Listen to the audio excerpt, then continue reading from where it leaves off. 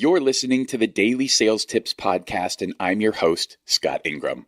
Today's tip may not apply to everyone, but if you're in a city that people often travel to, and the most obvious examples in the US would be New York, Chicago, Los Angeles, Las Vegas, Orlando, places like that, then you have a unique opportunity to keep an eye out for people who are going to be visiting and offering to create unique experiences for them. For me, this is happening more and more often here in Austin.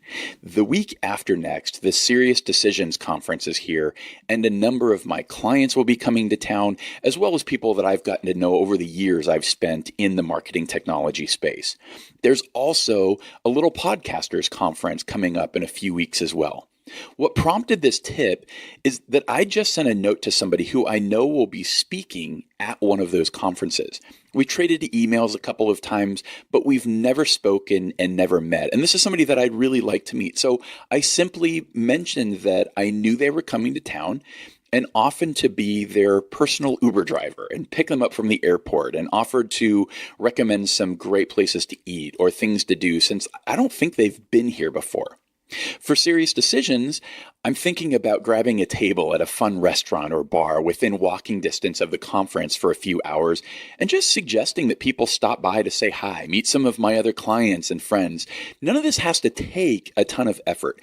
It's just taking advantage of a situation, right? When people are traveling to a new city, they're excited and they're looking forward to that experience. So even if you don't get a chance to connect with them, you made a meaningful connection. You showed them that you're human, and they'll probably think of you a little bit more highly. At least I hope so. And you can insert a lot of your own personality as well. I doubt he does this anymore after their latest $70 million funding round this week. But in the super early days of SalesLoft, their CEO, Kyle Porter, would offer to pick people up from the Atlanta airport in a McLaren. He even extended this offer to me. I don't know why, but like I said, it was very, very early days of the company. And Kyle is a huge car guy. And so that offer totally connects with his brand. And you know what? Every time I go to Atlanta, I think about Kyle and I think about SalesLoft. So think about that for yourself. Can you keep an eye out for people coming to your city and offer to give them that uniquely local taste and experience and perspective?